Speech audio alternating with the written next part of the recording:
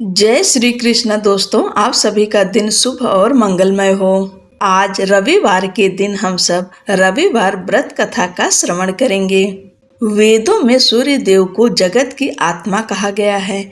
शायद यही वजह है कि वैदिक काल से ही सूर्य की पूजा आराधना की जा रही है। ज्योतिष शास्त्र में सूर्य सभी ग्रहों के अधिपति हैं। यदि सच्चे मन से और श्रद्धा से सूर्य देव की पूजा की जाए तो वह जातक का जीवन सुख संपन्नता से भर देते हैं। यही नहीं, हर जगह उनके प्रयासों को सफलता मिलती है और कभी भी निराश नहीं होना पड़ता। इसलिए कहा जाता है कि अगर केवल सूर्य देव की ही पूजा कर ली जाए तो जातक पर सभी ग्रह कृपा करने लगते हैं। अगर आप व्रत नहीं रखते हैं तो भी भगवान सूर्य देव की पूजा रोज करें। सुबह भगवान सूर्य देव को एक लोटे में जल लें, उसमें थोड़ा सा कुमकुम, अक्षत, रोली डाल दें और लाल पुष्प डालकर भगवान सूर्य को अर्घ्य दें। उसके बाद इस कथा को सुनिए। इस कथा के सुनने मात्र से भगवान सूर्य की कृपा प्राप्त होती है। अगर आप व्रत नहीं कर सकते हैं तो केवल सूर्य व्रत कथा का पाठ करके ही आप मनोवांछित फल की प्राप्ति कर सकते हैं। पौराणिक कथा के अनुसार एक बुढ़िया थी जो कि सूर्य देव की बड़ी भक्त थी। वह हर रविवार को प्रातःकाल स्नान करती, इसके बाद पूरे घर को गोबर से लीपती, फिर भोजन तैयार करती और सबसे पहले उसका भोग भगवान सूर्य को लगाती, इसके बाद ही भोजन करती। यह उसका नियम था। सूर्य देव की कृपा से बुढ़िया के जीवन में किसी बात की कोई कमी नहीं थी। लेकिन एक दिन जब वह हमेशा की तरह रविवार के दिन अपनी पड़ोसन के घर गोबर लेने गई तो उसे गोबर नहीं मिला। तो बुढ़िया ने कहा कि बहन गोबर चाहिए था, लेकिन उसने साफ मना कर दिया। इससे दुखी बुढ़िया घर वापस लौट आई, लेकिन न तो उसने भोजन बनाया न ही भोग लगाया। जब रात हुई तो वह भूखे पेट ही सो गई। सूर्य देवता ने उसे स्वप्न में दर्शन दिया और उसकी परेशानी का कारण पूछा। बुढ़िया के दुख का कारण सुनकर सूर्य देवता ने उसे सर्व कामना पूर्ति गाय का आशीर्वाद दिया और अंतर ध्यान हो गए। जब बुढ़िया की आंखें खुली तो वह हैरान रह गई। उसने देखा कि उसके आंगन में तो गाय के साथ एक सुंदर सा बछड़ा बंधा है।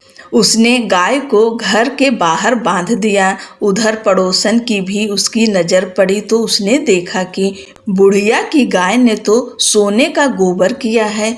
पड़ोसन ने मौका देखकर बुढ़िया की गाय के गोबर को अपनी गाय के गोबर से बदल दिया। सूर्य देवता ने जब ऐसा देखा तो उन्होंने जोर की आंधी चला दी। इससे बुढ़िया ने गाय को घर के अंदर बांध दिया।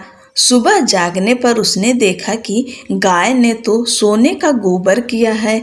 तब से वह उसे भीतर ही बांधने लगी। बुढ़िया की पड़ोसन को उससे बड़ी ईर्ष्या हुई। वह राजा के पास पहुंची और उसे पूरी बात बताई। यह सुनते ही राजा ने अपने सिपाहियों को भेजकर गाय को अपने यहाँ मंगवा लिया। लेकिन कुछ ही देर में राजा का पूरा महल गोबर ही गोबर से भर गया।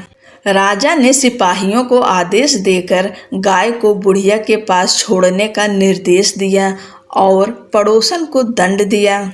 इसके साथ ही संपूर्ण प्रजा को सूर्य देव का व्रत और पूजन करने के लिए कहा जाता है कि सूर्य देव की कृपा से बुढ़िया के जीवन की ही तरह संपूर्ण राज्य के लोगों को सुख समृद्धि की प्राप्ति हुई। मान्यता है कि इस व्रत कथा को सच्ची श्रद्धा से पढ़ने पर धन तो लाभ होता ही है, साथ ही सभी मनोकामनाओं की पूर्ति होती है।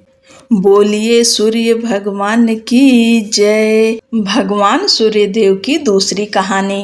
विषादग्रस्त समुद्र को देखकर सूर्य देव ने प्रश्न किया, हे रत्नाकर, आपकी यह दशा क्यों हुई? यदि मैं आपके दुख निवारण में किंचित सहायक हो सका तो अपने आप को सौभाग्यशाली समझूंगा। समुद्र ने अपनी व्यथा प्रकट करते हुए कहा, हे आदित्य, मेरे पास अथाह जल का भंडार है, परंतु मैं इस जल राशि से एक पक्षी का भी प्यास नहीं बुझा सकता। मैं लोक कल्याण हेतु जल का उपयोग करने में असमर्थ हूँ। बस इसी पीड़ा से मैं अत्यधिक व्यथित रहता हूँ। समुद्र के दुख का कारण जानकर भगवान सूर्य ने कहा, हे महासागर, ऐसी संपदा जो अपनी विशालता प्रदर्शित करने के लिए ही सिंचित की जाए और उसे लोक कल्याण में व्यय न किया जाए, वह संपत्ति इस खारे जल के समान ही अनुपयोगी और व्यर्थ सिद्ध होती है तथा अनेकानेक दुखों का कारण भी बनती है। इसलिए बुद्धिमान को चाहिए कि अपने द्वारा संचित धन का समुचित अंश जन कल्याण हेतु समर्पित कर यश का भागी बने। समुद्र ने शंका प्रकट की, परंतु मित्र में इस खारे पानी को किस प्रकार उपयोगी और हितकर बना सकता हूँ। आदित्य, यदि आप कुछ उपाय करें तो मैं भी परमार्थ करके अपने को कृतकृत्य समझूंगा। सूर्य ने कहा, मैं अपनी तेज उष्मा से महान जलराशि का कुछ अंश वाष्पित कर दूंगा। ये वाष्प समूह ऊपर उठकर घटाओं के रूप में परिवर्तित हो जाएंगे। वायु के वेग से ये घटाएं सुदूर क्षेत्र में भिन्न भिन्न स्थलों में वर्षा करके धरती और समस्त प्राणियों को तृप्त कर देगी। तुरंत ही दोनों ने मिलकर पवन देव को इस योजना की जानकारी देकर सहयोग के लिए प्रार्थना की। वह सहर्ष इस पुनीत कार्य में सहयोग देने के लिए तैयार हो गए। फिर क्या था, सूर्य ने प्रचंड गर्मी से समुद्र के जल को वाष्पित करना शुरू किया।